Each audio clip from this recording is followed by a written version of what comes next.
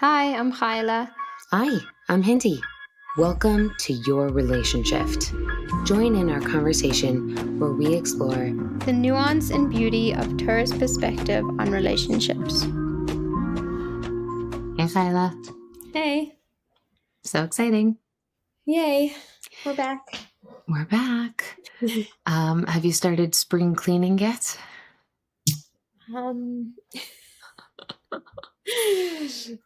No, I haven't. No, just wanted to make you feel stressed. That was the pain. Yeah, that was the main point of that question. Okay, And so I'm then like, also should I be spring cleaning? Help, I'm not spring cleaning. and also to just trigger every woman out there because it isn't even Rosh Chodesh Nisan yet and we're thinking about this. Yes. Yeah, so this is our Pesach episode. Maybe you'll be listening to it while you're cleaning. Maybe not. And I really do think that a lot of what we want to talk about here can really apply to a lot of Yomim Tovim, not just Pesach. But Pesach feels like a big one because it's Pesach. So there's a lot of details that are involved. If someone's making Pesach, that's a category in its own right. There's a tremendous amount of work involved in that process. And there's all the challenges that come up with that. If someone is going to family for Pesach, there's all the challenges that come up with going to family for Pesach. And then there's like the Yom Tov itself, the spiritual side of it, like keeping the Yom Tov and the Seders and how you do it and what you do and what your standards are and your husband's standards and how well prepared, Dvar Torahs and Haggadahs and Matzahs and all of that. So there's a lot of energy around Pesach. There's also your experience growing up, good, bad, what your parents didn't do, what you want to repeat from your childhood, what you don't want to repeat for your childhood. I think it's fair to say that we could be potentially coming into Pesach with a lot. Yeah, a lot of energy there. I just feel like there's almost like an expectation to stress. Like this is what we have to do. As soon as Purim is over, we start stressing about Pesach. Maybe we're even stressing before Purim, but like it's more normal to stress after Purim. Right. And it's almost like, do we have a choice? What if I don't want to be stressed about this? Can I be thinking about something else? Or every conversation that I have, if I run into somebody at the grocery store is, what are your Pesach plans and where are you up to? Right.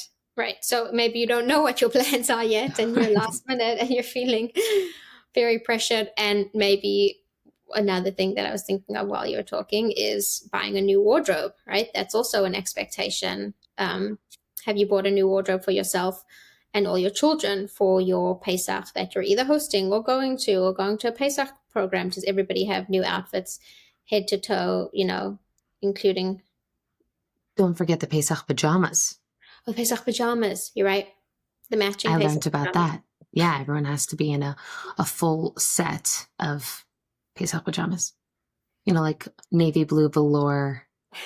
Pesach Now I am pajamas. actually getting stressed because I forgot about pajamas. Yeah, you're so behind, Chayale. I already did this like 3 months ago. No, I'm kidding. I definitely don't buy Pesach pajamas. But if you are someone who does, that's so cute. I love that idea. What we're trying to talk about here is like, do we have to be so stressed? That's what I'm just like laughing about. Like, do we have to be so stressed about this?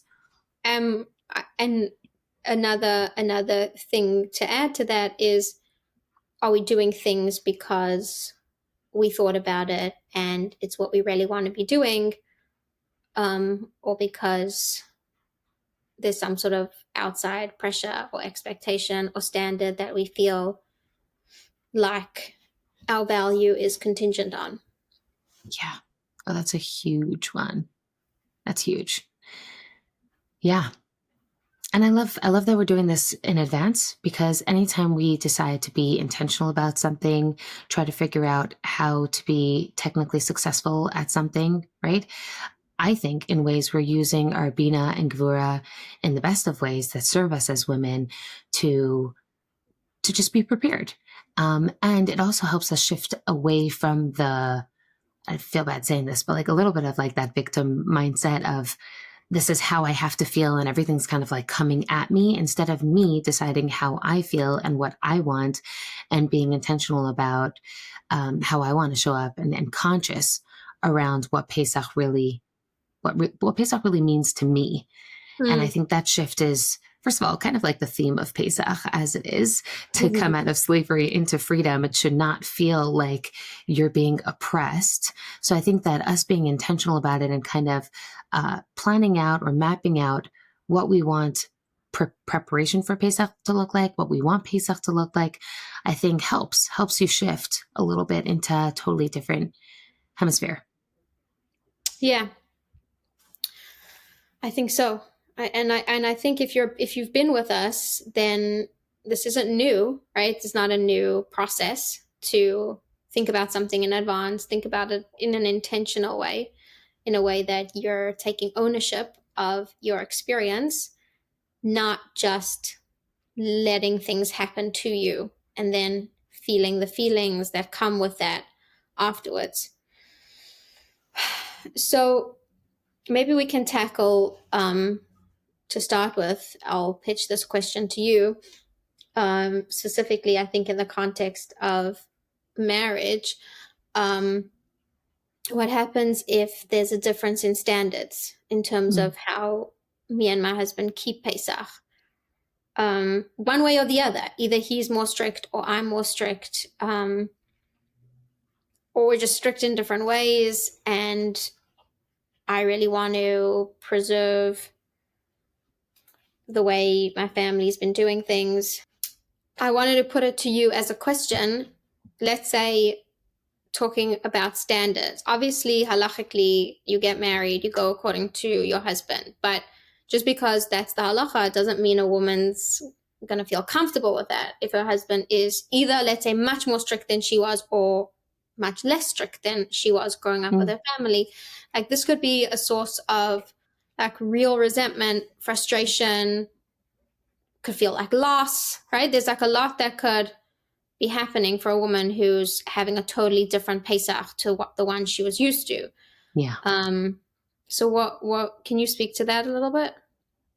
Yeah. So I feel like it's almost like two questions at once, because they're a little bit in separate categories, although some of the work that they'll have to do overlaps. Let's talk about the woman who her husband first has higher standards than her. And then we'll talk about the other one. I feel like the other one's maybe a little bit more challenging.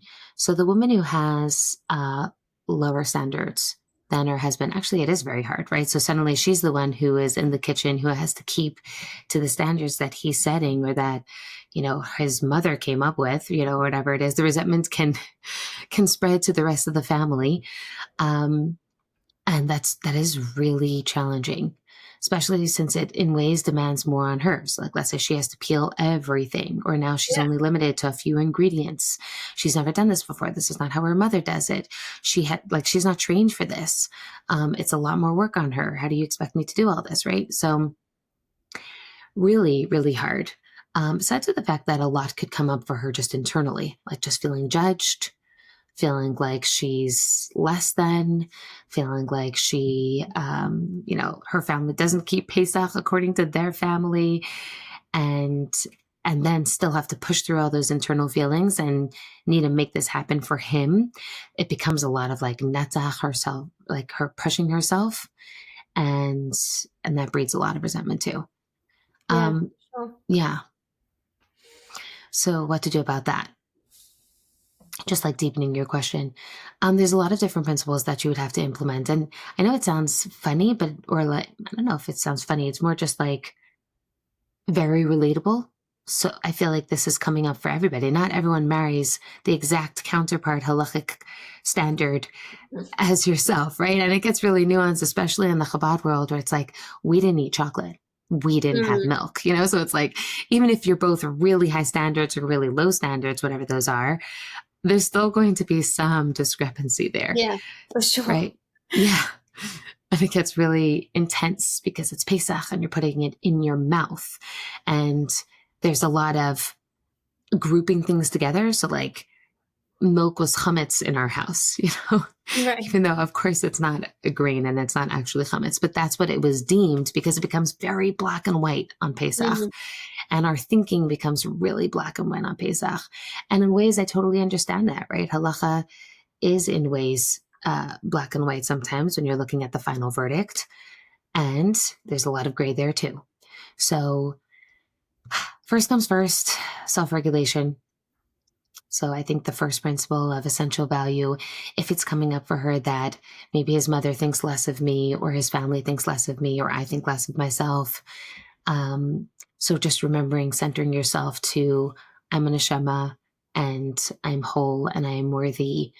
And even just that helps bring the whole experience away from him versus me to I'm here, I have an neshama, I come back to myself and let me just feel centered.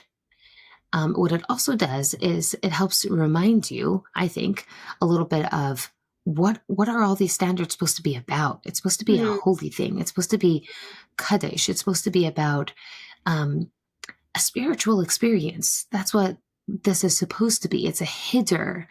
It's it's about being extra careful for your neshama, not because judgment and social dynamics and expectations, Yeah.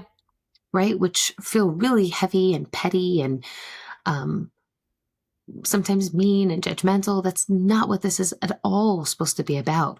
First things first, whenever it comes to Torah, halacha, and mitzvahs, and Pesach specifically, it's all about compassion and looking at the neshama, Yeah. the crux of what is the issue, right? Not anything else. So I think essential value is a really important piece to bring in here. What do you think? Yeah. Yeah. I think just not making it mean something about you, taking the judgment out of it both ways. Um, and yeah, being able to like know and appreciate what is the value of what you're doing, right? Like some people you might not have known if you didn't grow up with a very strict Pesach, you might not even understand why, like what's the value and what's the importance of it. And I think that's a genuine, like if you're going to be working hard for something, to want to understand from a place of curiosity, not attacking, like tell me more about why this is so important to you. Where where do these traditions come from? um, I would want to understand and know like the background if I was taking something on, so that I could see the value of it and understand the value of it. Mm, I love that. I there's a story that would circulate. I feel like it also comes up a lot during Pesach, where um, a child asked the mother, "How come we always cut off two ends of the roast?" Like I always knew this to be our custom, right? Like our halacha or our minhag, but what is it? Like where did it stem from? And the mother was like, because we didn't have a pot big enough for the roast, so we cut it. So we just cut it off. And I think that kind of idea comes up a lot during Pesach, where this halacha or this minhag just happens because, in those days, and it kind of evolves into making fun of or Yeah, a having like a dismissal, cold approach. Yeah, like very dismissive. And cynical. that's right. That shouldn't be the culture of what a minhag is or what a hiddur is. It should be treated. Especially if that's what's actually happening in your home, and you are peeling these vegetables and you are standing on your feet making all of this happen. To have your mindset about it be, oh, I'm just doing this like ridiculous thing because mama out, his mother did it and his grandmother did it because in Russia their pots weren't big enough. Like, It's not inspiring. yeah, not inspiring, and it's not also true. Yeah, I love that. So learning about it, being curious about it instead of being judgmental, you're saying is important. It's important to Yeah, to like be attuned to what it is that you're taking upon yourself.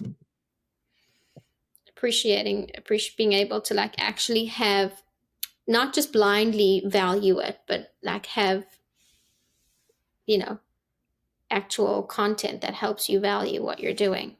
Yeah. A little bit like just to break away from this conversation for a second, but I was speaking to someone yesterday. Um, shout out to my friend, where she was saying, I'm not feeling so inspired about Pesach. So this is what I'm doing. And she showed me like her Seder table that she wants to emulate someone else's Seder table, but she wants to like make a whole Kriyas Yamsuf. And basically she was so excited because now she's like using her creativity and it will be so much fun for her and the kids to make. And she got excited about Pesach instead of Right. feeling like this is humdrum and this is just something that I just have to get through. I love that. That's so brilliant. She realized I'm not feeling so excited about it. Let me generate something. And she explored and she found what would do it for her.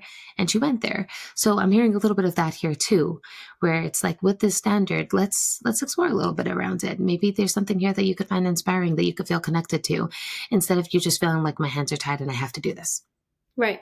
Right. I'm just stuck doing this like immense amount of work and, gonna just feel resentful. Right. Right. And so there's lots of different ways to explore that. There's, like you said, like intellectually looking around and trying to find out reasons, sources, things like that. There's also sometimes even just like you don't have to understand it, but just making it fun. Like, I don't know, turning up the music. I remember I had a teacher who she would describe how she would have her whole family. I don't know why they were cleaning the walls for Pesach, but that's what they were doing. And like the music is blasting and everybody's up till 11 p.m., even the little kids. And it was just such a fun experience instead of just this drudgery. So Yeah. there's ways Yeah. to explore I have that. really good memories of doing those types of things, like, Pesach cleaning and silver foiling and taking things outside. Yeah. Like, I mean, I don't know if my mother was having fun. I hope Right. she was. No, but yeah, like there's definitely, I think, again, if you're coming from the initial place that we were speaking about, which is like you're thinking about it to begin with, you're thinking about what energy you want to go into it with. Um, that's going to help. Yeah. It still could be really hard. It's a lot. It could be that you're working very hard, but it's a different type of working hard. 100%. If you're doing it from a place of desire as opposed to a place of this is thrown on me. 100%. Yeah. So we said essential value. We spoke a little bit about ownership and like exploring what does ownership look like over here. A little bit, I'd love to go into the mirroring in this example, where a lot of the judgments that you're experiencing might actually not be other people judging you, but you judging yourself. There could be a little bit of that. Mm. Like, has it ever, I know for myself that um, definitely was in a space of judging other people with their standards if they were below my standards, Right. right? Or like, this is There's what like a we certain do. competitiveness around standards. Yeah, I'm better than you because I'm stricter than you. right, right. Which could be universal, but at least it's important for me to look at inside of myself and say, is that okay? Is that the person that Right. I Is want to that be? an energy I want to be living with? Yeah. Right. And is it serving me Yeah. to live with that? Because the repercussions of that is that I feel judged when Yeah. I'm also being judgmental towards others and competitive towards others when it comes to Pesach. And again, is it the point? Is that the point? Totally not the point. Right. Um, which I think brings you to like the flip side, which you were going to explore, and hopefully you still can, is like if I'm getting into a marriage where my husband has lower standards than me, so then Yeah. it's hard the other way around. Right. And I think the mirroring comes in really, really deeply over there, for sure. So tell us more about that one. Um, so I think also let's just talk about what that experience is. It could really feel like a woman could have a somatic experience, like a feeling of I'm almost like I'm eating treif, on Pesach. If she has been um, from a young age, right, or whatever, this is her family standards of keeping something, whatever, no sugar, or I don't know, even just like no processed foods, and then marrying her husband who drinks Diet Coke on Pesach and does have dairy products and is totally fine having, I don't know, A bag gebrats of at it. potato chips. Yeah. Right. But whatever. Um, she could literally feel like I'm not keeping Pesach. And by the way, the repercussions of that could be twofold. She could either feel fine with it and it creates almost like a kaltkeit, like an indifference. Like, I know this is bad, but like, I just have to do it. So I'm just powering through. And then the repercussions of that are not good either, where she just feels, now I just have to be indifferent to all kind of hidurim that I had that were precious to me. And now I'm letting Right. things go, which is Letting it go. not a good, Yeah. that's not a good place to be in. Or another option would be her husband has these lower standards and she doesn't keep to them. So she's keeping her own Pesach and he's doing his thing, um, which could work. Like if someone's doing that, I'm not saying anything. Me having been in that place, I know that I ultimately definitely gave off the vibe of um, judging the people around me because I'm holding a different standard. It didn't have to be like that. I'm sure that there's a way that somebody could hold a different standard and not make the people around them feel badly or less than, but I wasn't able to strike that balance. Yeah, I think it could And also be lonely. yeah, Like we eat with other people. So when you are having a very different Pesach to your immediate family, it could feel very like very lonely. yeah, yeah, 100%. Besides, you're just being hungry Right. while everybody else is eating, which again, back to ownership, that's not good, right? That's not going Right. to serve her You in don't the want long run if somebody she's that is just starving hungry. because there's nothing to eat. Yeah, so what to do about that? I mean, I think if you, like you said, if someone did want to keep certain things on their own, I mean, that's always an option. Like you just want to be able to strike the right balance when you're doing that, like completely free of judgment for everybody else, coming really from a healthy place inside of yourself of like, why it is that you're maintaining this particular chumrah for yourself. And like, I think if you're in a really healthy space about it, it could work. It's just, it just might take some work to get to that space. But let's say that doesn't feel possible for you, so you're eating, something else that I was thinking of, like when a woman enjoys it, she could also feel guilty. Like she feels like, oh, I love this. Like, yeah, I married someone with lower standards than me, and then she judges herself for liking it too much, and feels guilty that she's happy that she dropped her standards. Right, right. Definitely not serving her. Yeah. Yeah. So what to do in a situation like that? Let's turn to the principles, right? So the judgment there is pretty heavy on herself and others. That's something that she has to work through. How to work through that judgment? It's pretty hard because I think it's very much built into the framework of standards. It's even in the word, Yeah. right? Um, and the way I think worked through it was very much about the mirroring, always coming back to myself. Like, is this right? Is it right for me to be judging someone else? Is this the core of the issue? Like, is having sugar or sugar water, like, is that really what we're supposed to be thinking about right now? Or is it, they have a beautiful custom and I want to make space and respect somebody else's beautiful custom, even if that's not mine, kind of thing. So making space, having compassion on myself, room for somebody else to have their own experience. Um, I think space is a big one. Like maybe I don't know if you want like the space and value principle or the third way, like just feeling like there's space for everybody to be having their experiences, to have their perspectives. Like I could value a high standard Pesach and I could also value a husband who drinks Coke on Pesach. Those two things can coexist at the same time.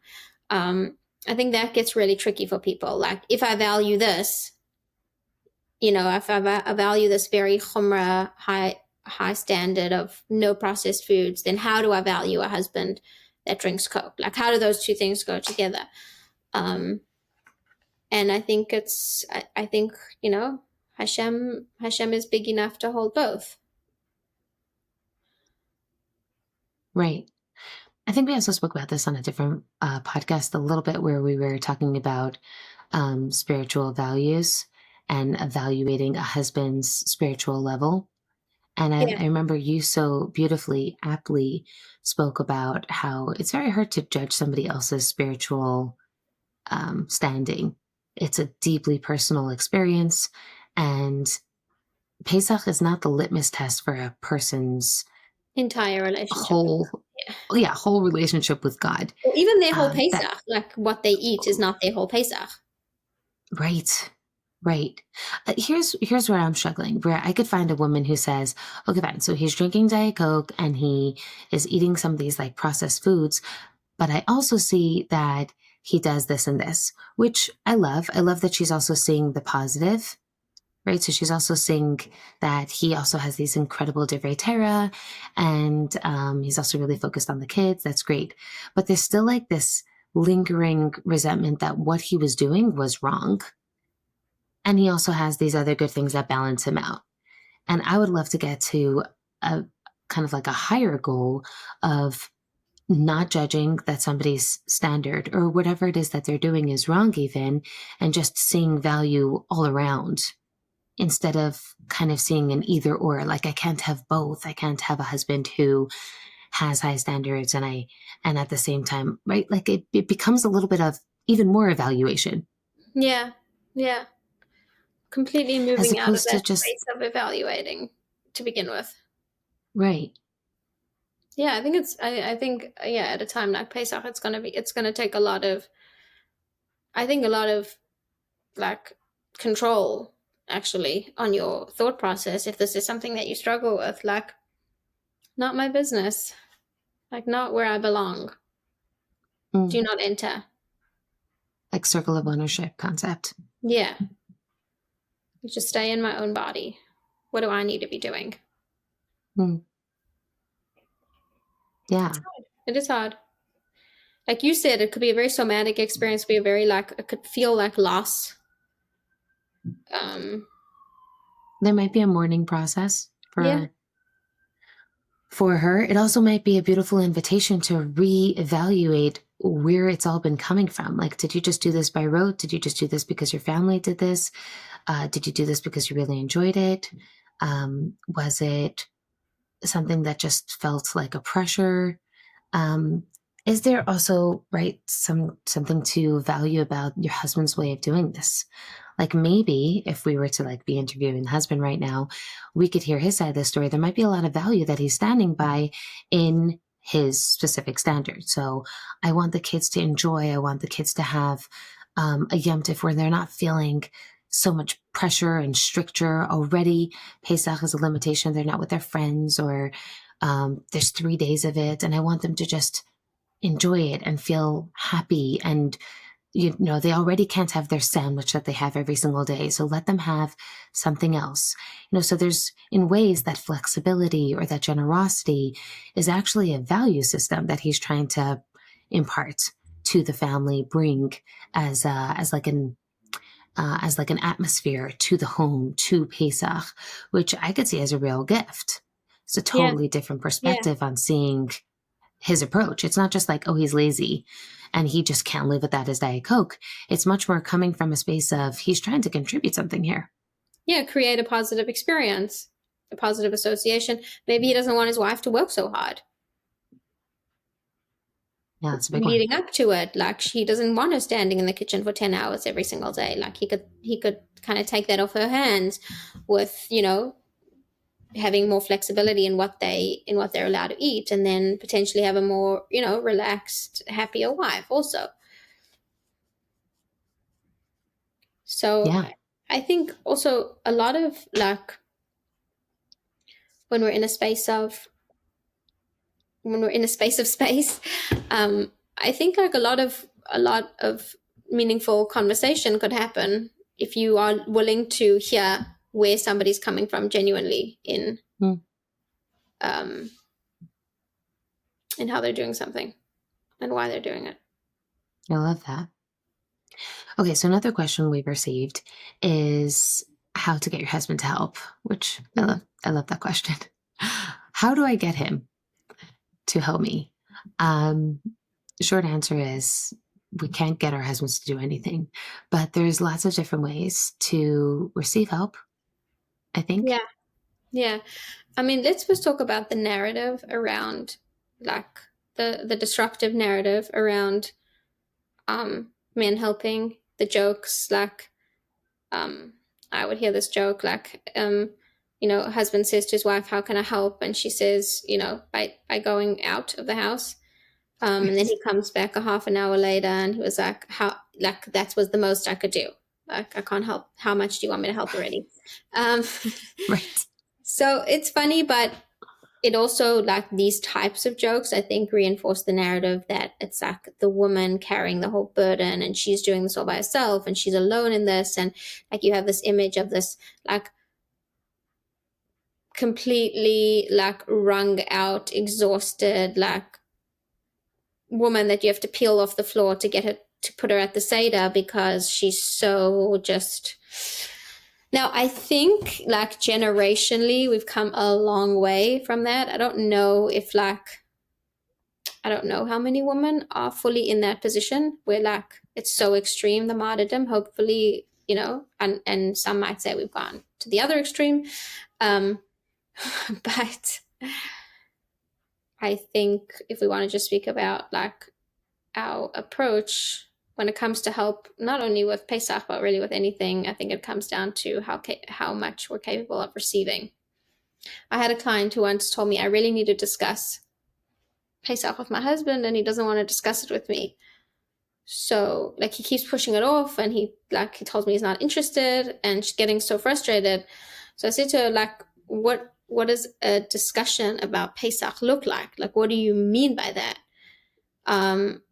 And, it came out from the conversation that what a discussion about Pesach meant was that, like, she just wanted to tell him how things were going to go. And he would say, yes, sir.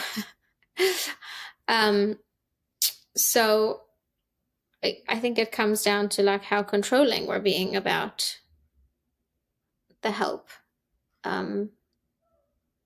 Maybe that's something that a woman wants to look at. Yeah. Right. Meaning it sounds like there was a deep built-in expectation or maybe fear, like coming from these jokes of him not showing up for her. So she's like preempting that ever happening in her house and making sure that he will show up for her, both coming from a space of not trust. So that probably didn't land so well. Yeah. Yeah. Meaning you're right. It's not just about Pesach, it's about help in general. I think we should talk about help in general too. But here there's so much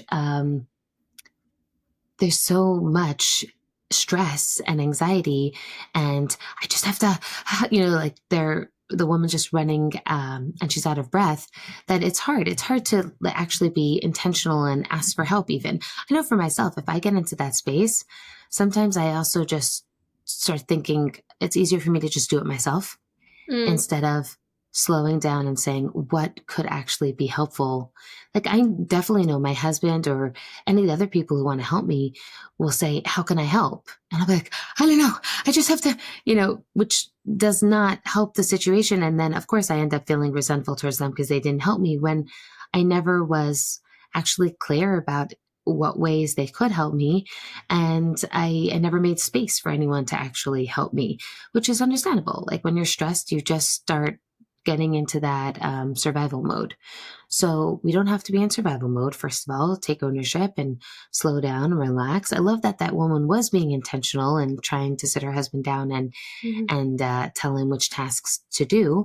I just wonder if it would look a little bit differently, or if she approached him differently from a space of trusting that he does want to help her and that he is her mashpia, instead of demanding it. Yeah.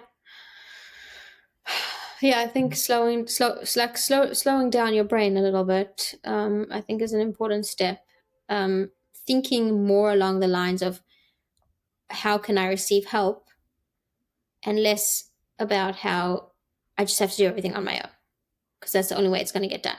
So, like, recognizing those narratives, right? Like, it's better on my own, and like, if people want, like, those voices that are facilitating us rejecting help.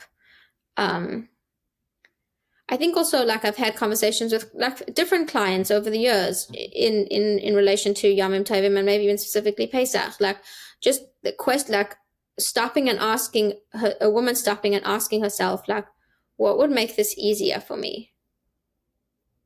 What would make, what would it take for me to show up at the Seder not feeling exhausted and drained and resentful?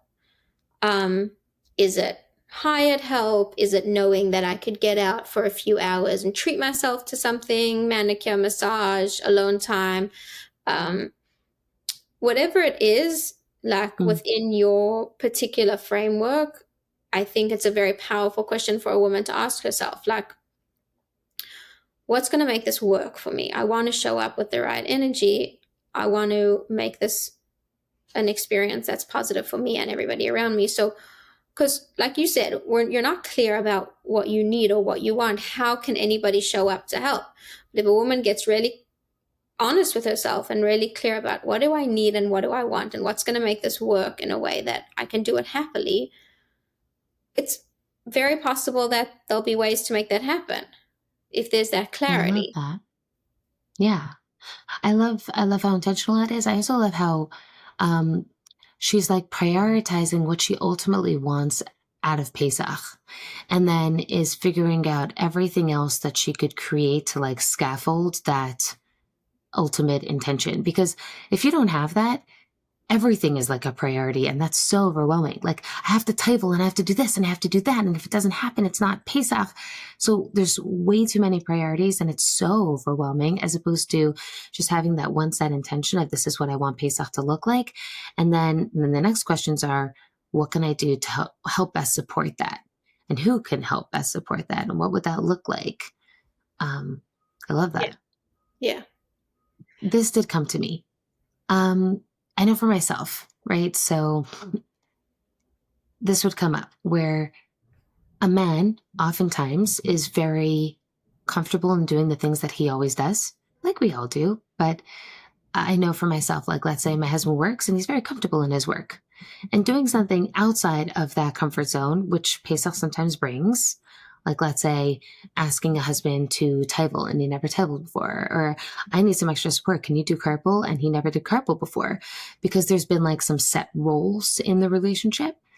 And then when he comes back with like all of his questions, right? So he's like grocery shopping for her, and it's not just regular grocery shopping, which might be difficult also, but like it's Pesach grocery shopping, and everything Mm-hmm. is not where it's supposed to be, and it's confusing even for a woman to go to her regular grocer and finds everything's out of order and looks different. And so then what often happens is, let's say a woman does ask for help, but then she keeps saying like, my husband keeps on telling me it's too hard, or I can't do it, or he's like coming to me with a million questions. It's harder for me to even receive his help. So, so to that woman, I just want to say, like, he's not trying to say, I don't want to help. That's not what he's saying. What he is saying is, this is more challenging, which it is, right? It is more challenging. The grocery store is much more confusing now, or he's never done carpool, or I don't know, he doesn't even know where to table because that's something you always do, or I don't know, you have a service who does it, whatever it is. When he comes back to you after you've asked him for help, it doesn't mean he's rejecting helping you. It just means that he's either asking for more information or sometimes he's letting you know that it was challenging for him. And it's like a flex, like just letting you know, I did this for you, you Right. know? I love you And this much. yeah, like I did that. Kind of like, Sargita talks about like when we pick up a box and you're like, ugh, why are we making that sound? Like, it Yeah. doesn't, The maybe there is something about like you're pulling your core together to pick up something. So like that helps you like bring that muscle to play. Maybe I kind of feel like it's just about letting everybody know you're picking up something really heavy. And that's cool. I do that all the time, right? And that's great. He's letting you know that this is a great opportunity for you to be grateful for him doing something like that. And so I just want to like drop that in because I know for myself, if my husband came back to me with like complaining how the kids were difficult during pickup or he couldn't find it because I didn't tell him where it was or whatever it is, I could immediately interpret that as, okay, he doesn't want to show up for me. That's fine. I'll never ask him again, and just like shut down that whole Yeah. avenue. Yeah, And yeah. I'm just inviting everyone to just stay open because that's not what it means. Breathe through the questions. Yeah, it's okay. Yeah. I think that's, I'm glad you brought that up. I feel like there's a lot more to cover. Yeah. We didn't even scratch the surface. There's, in-laws, family dynamics. There's a lot more pieces. I want to feel appreciated for all the help that I do. Like, why doesn't anyone see me and recognize me? Is a lot that could come up.